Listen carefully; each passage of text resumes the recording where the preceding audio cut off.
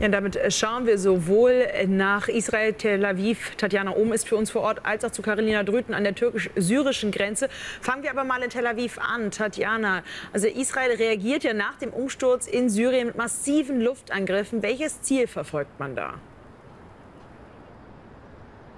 Naja, die eigenen Grenzen zu sichern, die Bevölkerung zu schützen. Das ist es, was Netanyahu gesagt hat. Und den einen Satz haben wir eben im Beitrag ja auch schon gehört, wie er sich eben geäußert hat, dahingehend, dass man ein anderes Syrien will. Wenn wir auf das Militärische schauen, da hören wir, dass der Mount Hermon eingenommen worden sein soll. Und zwar komplett offenbar. Das ist der höchste Berg im Golan. Israelische Truppen sind dort. Also nicht nur Luftangriffe, die da geflogen werden, sondern eben auch mit offenbar unterschiedlichen Gruppierungen ist man direkt am Boden auch unterwegs.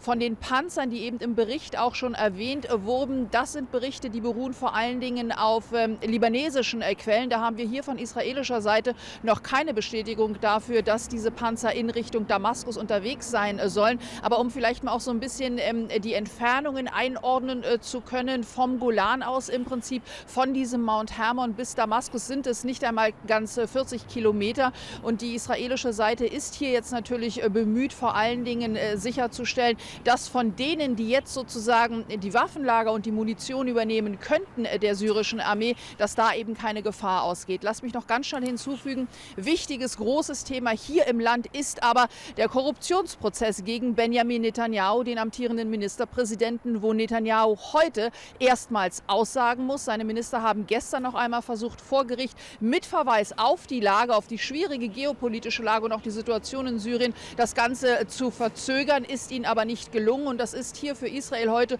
durchaus ein historischer Tag, dass eben ein amtierender Ministerpräsident in einem Korruptionsprozess gegen ihn aussagen muss.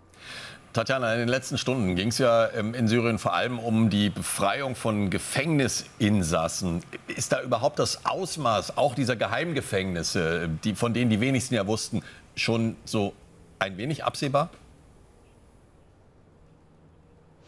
Ganz, ganz schwierig einzuschätzen. Also wir hören von den Rebellen, die eben diese Gefängnisse geöffnet haben, dass zumindest das größte dieser Folterzentren, weil als solche muss man sie ganz klar bezeichnen, offenbar mittlerweile komplett durchsucht worden ist. Da ist man sich relativ sicher, dass es auch keine geheimen Zellen mehr irgendwo hinter irgendwelchen Wänden gibt und dass man dort alle dort Inhaftierten hat freilassen und befreien können. Wir haben es im Beitrag ja eben auch gehört, die Rebellen wollen jetzt sozusagen die Folterknechte Assads öffentlich machen, wollen Listen veröffentlichen mit Namen drauf.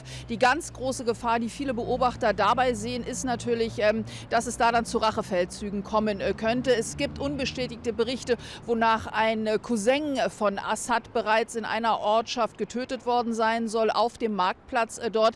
Die Gefahr von solchen Rachefeldzügen, die ist natürlich sehr, sehr groß. Und es wird in der Verantwortung der Übergangsregierung dann liegen, dafür zu sorgen, dass es dazu nicht kommt, dass das, was geschehen ist, juristisch sauber aufgearbeitet wird. Aber bis es soweit ist und ob das gelingen wird, das ist, glaube ich, noch ein sehr, sehr langer Weg. Und das Zweite natürlich, all diejenigen, die zum Teil ja über Jahrzehnte, und da gibt es mittlerweile ja auch wirklich bewegende Videoaufnahmen, bewegende Geschichten, die zum Teil seit Jahrzehnten eingesessen haben, dort, die gefoltert wurden, fast täglich zum Teil, dass denen eben auch geholfen werden muss.